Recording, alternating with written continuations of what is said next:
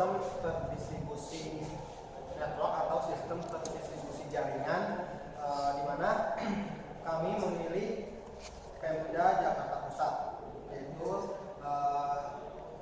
terdistribusi antara Dinas Kesehatan Jakarta Pusat dengan Dinas Kependudukan Jakarta Pusat.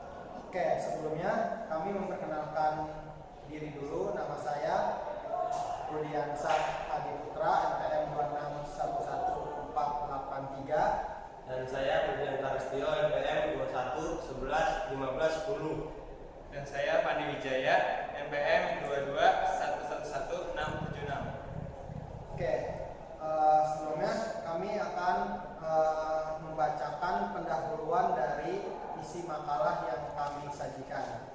Oke, akan dijelaskan pendahuluan tersebut oleh teman saya, itu Bobian Restio. Sistem terdistribusi adalah keberadaan beberapa komputer otonom bersifat transparan sebagai satu kesatuan. Secara manual, setiap sistem terdistribusi mengandalkan layanan yang disediakan oleh jaringan komputer yang berbasis TCP IP. Suatu sistem dan beberapa komputer pada jaringan saling berkomunikasi, berkoordinasi dan bekerjasama dengan cara saling bertukar pesan. A. Distribusi database.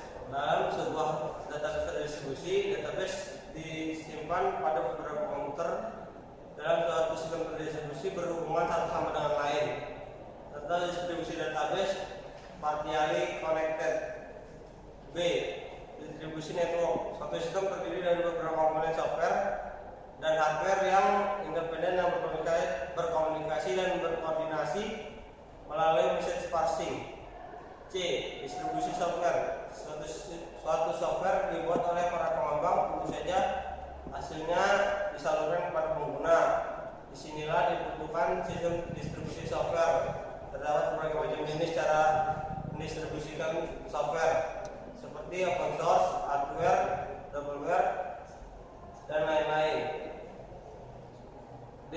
Distribusi aplikasi merupakan memberikan akses layanan ke klien dari server, atau dalam kata lain masyarakat dalam akses dari server jaringan dari sebuah dinas kesehatan menuju dinas pendudukan.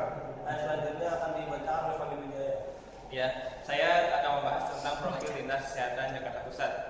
Profil Kesehatan Jakarta Pusat ini membahas beberapa topik yang terdapat dalam setiap bagian yang disajikan dalam urutan sebagai berikut. Pertama, gambaran umum. Kedua, situasi derajat kesehatan. Situasi upaya kesehatan. Dan terakhir, situasi sumber daya kesehatan. Pertama, gambaran umum.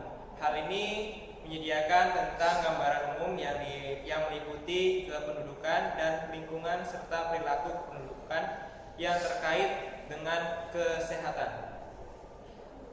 Situasi derajat kesehatan ini membahas tentang isi bagaimana indikator derajat kesehatan yang mencakup tentang angka kematian bayi, balita, dan manula, angka kesehatan, usia harapan hidup, dan status gizi masyarakat. Situasi upaya kesehatan.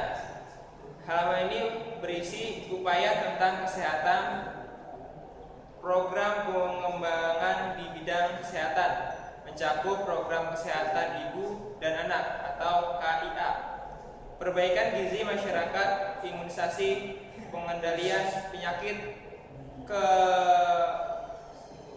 kesejahteraan dan alat kesehatan, jaminan kesehatan masyarakat atau Jamkesnas. Upaya kesehatan ibu dan anak diharapkan mampu menurunkan AKI dan AKA sebagaimana yang telah disepakati dalam Komitmen Global MDG. Status situasi sumber daya kesehatan. Halaman ini menguraikan tentang sumber daya pengembangan bidang kesehatan sampai dengan tahun 2013. Mencakup tentang keadaan sarana atau fasilitas kesehatan, sarana distribusi obat, institusi pendidikan, tenaga kesehatan dan tenaga kesehatannya.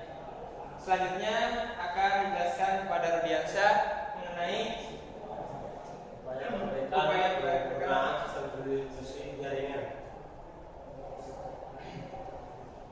Oke, di sini langsung saja ke inti dari permasalahannya tentang upaya perbaikan atau penyempurnaan sistem terdistribusi jaringan.